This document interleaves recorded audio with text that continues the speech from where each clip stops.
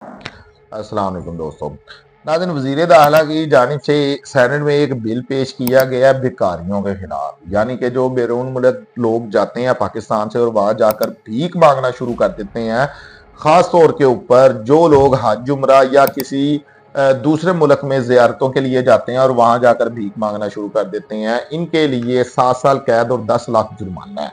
इसके अलावा नाज़रीन, 7 साल कैद और 10 लाख जुर्माना उन लोगों के लिए भी है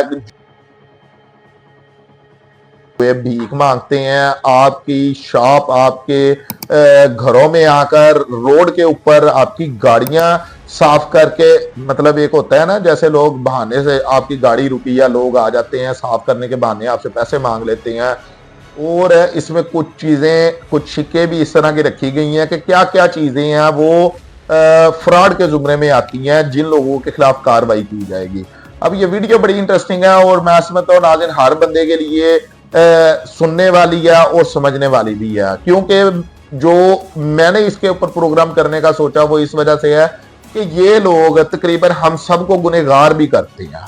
ठीक है, तो गुनाहों से बचने के लिए देखें, बाकी तो आप किसी ऐसे शख्स का बयान सुने इसके ऊपर जिसको, जो आलिम दीन हो और जिसको आप लोग सुनते हो।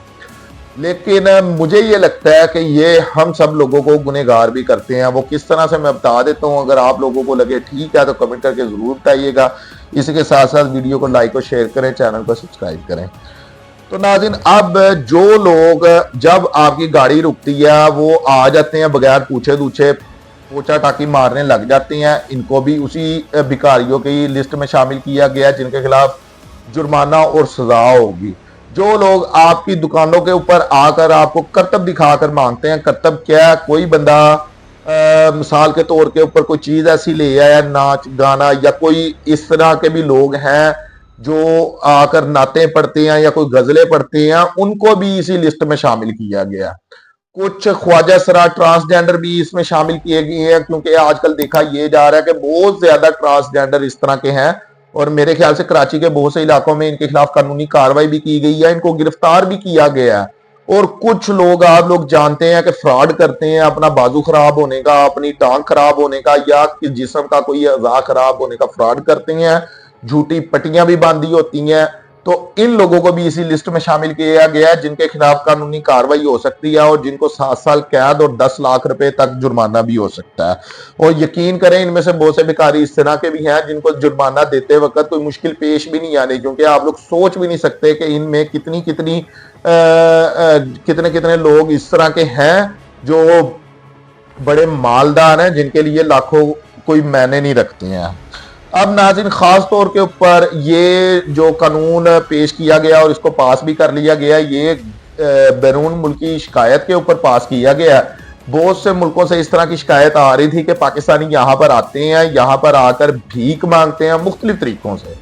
अब बहुत से इस तरह के भी लोग मौजूद हैं जो यहाँ पर भिखारी नहीं है, अच्छे खासे ठीक ठाक है।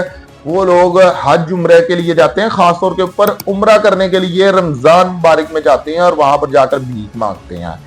आज से कुछ दिन पहले जियो न्यूज के ऊपर एक इसी तरह की रिपोर्ट भी, खबर भी चल रही थी कि सऊदी अरब जाते हुए भिखारियों को गिरफ्तार कर लिया गया।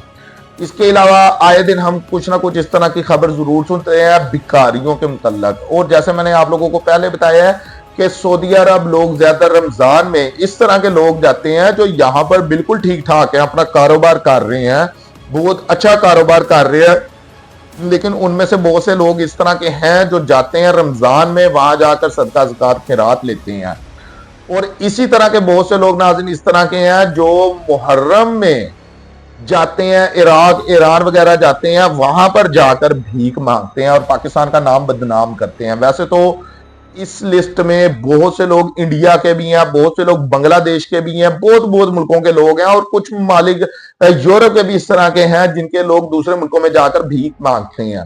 लेकिन ज्यादातर जो नाम खराब किया हुआ है वो पाकिस्तान के भिखारियों ने पाकिस्तान का नाम खराब किया हुआ है। देखें, एक सफेद पोश बंदा है, आजकल वक्त ऐसा आ गया है कि वो बेचारा भी मांगने पर तुला हुआ है, निकला हुआ है, उसकी मजबूरी है, कुछ कर नहीं सकता।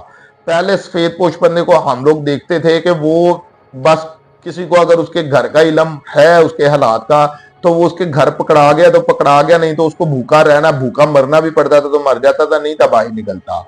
लेकिन आजकल इतने हालात खराब हो गए हैं कि अब वो बेचारे भी मांगने के ऊपर आ गए हैं। मार्केट में आप लोग देखते होंगे, जो लोग ताजर हजरात हैं अपनी दुकानों के ऊपर बैठते हैं, वो लोग देखते होंगे कि बड़ी बड़ी जवान खातून और बड़े बड़े प्यारे बच्चे, जिसको देखकर लगता नहीं है कि ये लोग मांगने वाले हैं या इनका किसी ऐसी फैमिली से रिलेशन है जो भिखारी फैमिली हो। आप लोग उनको देखते ही शायद पहचान जाते होंगे कि यार ये बंदा किसी न किसी मजबूरी के साथ निकला है। लेकिन इसके अलावा 80% मैं कहूंगा नाज़रीन के लोग इस तरह के हैं जिन्होंने अपना ये पेशा बना दिया।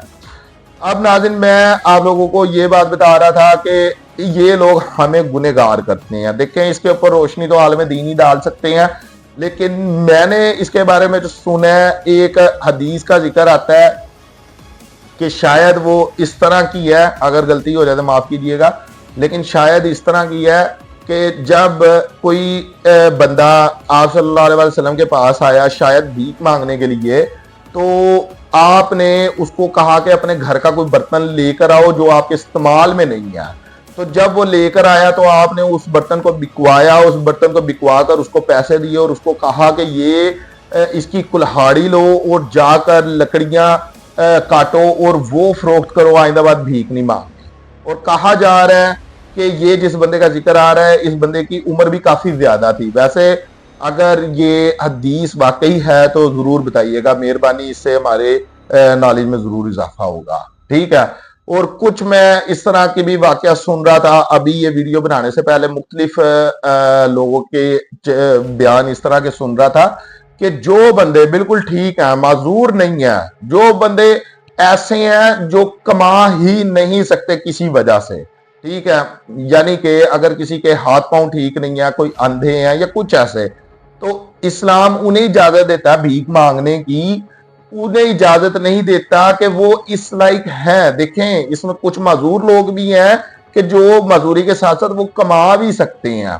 ठीक है, कि कुछ ऐसे लोग हैं कि जो मतलब माजूर है और उनकी इतनी गुंजाइश ही, उनकी इतनी हिम्मत ही नहीं है कि वो कोई मेहनत कर सके या कमा सके। ठीक है, तो भीख सिर्फ उनके ऊपर है कि हाथ फैलाना बड़ा मुश्किल होता है। ठीक है, तो इस वजह से जब अगर तो ये वाकई सच में ये हदीस में है ये चीजें, तो फिर नाज़रीन जब हम ये सारा कुछ समझते हुए, जब हमें समझाया जा रहा है कि ऐसे बंदों को भीख ना दें, तो फिर हम गुनहगार हो रहे हैं। ठीक है, तो मैं ये समझता हूं इसके अलावा इन लोगों की वजह से उन लोगों के हक के ऊपर भी डाका डल चुका है, जो लोग सफेद पोश हैं, जो वाकई हक रखते हैं, जिनको कुछ दिया जाए।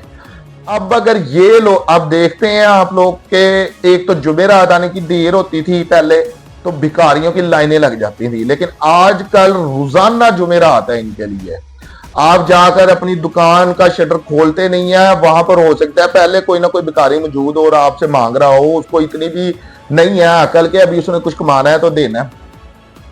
तो ये चीजें आप लोग मार्केटों में देखते होंगे, अपने घरों में देखते होंगे, अपने मोहल्लों में इस तरह की चीजें देखते होंगे कि अब तो हद हो चुकी है, इतना भिखारी बढ़ चुका है पाकिस्तान में खास तौर के ऊपर। तो यहां पर गुजारिश ये भी है हुकूमत से कि आप लोग आपका कोई भी एक आप डिपार्टमेंट अगर इसके पीछे लगा देते हैं, कानून तो आपने बनाया इसके ऊपर, अच्छी बात है, लेकिन अगर आप लोग कोई भी ड्यूटी लगा देते हैं, किसी एक डिपार्टमेंट की लगा देते हैं, यकीन कीजिएगा वो डेली कोई हजारों बंदा गिरफ्तार कर लेगा भिखारी। अब नाज़रीन यहां पर एक छोटे से तबके की बात करते हैं जिसको हम लोग कहते हैं ख्वाजा सराय, यानी कि ट्रांसजेंडर। देखें, ये लोग हैं जो उनसे ये मजबूर हुए हैं, मैं इनको समझता हूं, मैं जो एक ठीक इंसान है उसको मैं कसूरवार समझता हूं, लेकिन इस तबके को मैं कसूरवार नहीं समझता। बाकी समझना तो इनको भी चाहिए कि ये इस चीज से परहेज करें, ये ऐसे काम ना करें, लेकिन मैं अपनी एक मेरी राय है, मैं उस हिसाब से आपको बता रहा हूं। देखिए, हम लोग इनसे नफरत करते हैं, जो कि नहीं करनी चाहिए। अगर अल्लाह ताला ने उन्हें इस तरह का बनाया है, वैसे तो आजकल इसका इलाज भी निकल चुका है, अगर जो ख्वाजा सराय ट्रांसजेंडर इतनी हिम्मत रखता है, पैसा रखता है, तो वो अपना इलाज जरूर करवाए, या फिर अगर कोई लोग इनकी मदद करना चाहते हैं तो वो इनके इलाज करवाएं। लेकिन जो लोग नहीं इतनी हिम्मत रखते, जो लोग नहीं इलाज अपना करवा सकते, जो लोग ठीक हाथों में नहीं है, क्योंकि जिनके घर खुदा ना खास्ता ऐसा कोई बंदा पैदा हो जाता है तो उसके फैमिली वाले या तो उसको निकाल देते हैं या उससे नफरत करते हैं। तो फिर नाज़रीन इनके पास कोई ऑप्शन रह नहीं जाता दो कामों के अलावा, या गंदे काम करना या भीख मांगना। ठीक है, तो अगर हम लोग यानी कि माशरा थोड़ी सी हिम्मत करे, इन लोगों को गाइड करे। बड़ा सुनते आए हैं हम, साल 2 साल में एक न्यूज आ जाती है ट्रांसजेंडर के लिए ये करने वाले हैं ये करने वाले हैं, लेकिन अभी तक कुछ प्रॉपर कर नहीं सके। तो लेकिन अगर अवाम थोड़ा सा जरा अपना इनका साथ दे, हिम्मत करे, इनको पढ़ाने की कोशिश करे, इनकी हेल्प करने की कोशिश करें और यकीन करें, मैं आप लोगों को हल्फन ये बात कहता हूं, क्योंकि मेरा तल्लक भी एक ताजर बरादरी से है, तो मैं आपको हल्फन एक बात कहता हूं कि बहुत से इस तरह के लोग हैं जो ट्रांसजेंडर हैं और कारोबार कर रहे हैं, यानी कि गली मोहल्लों में दुकानें बनाकर बैठे हुए हैं और बड़ी बड़ी अच्छी मार्केटों में भी दुकानें बनाकर बैठे हुए हैं।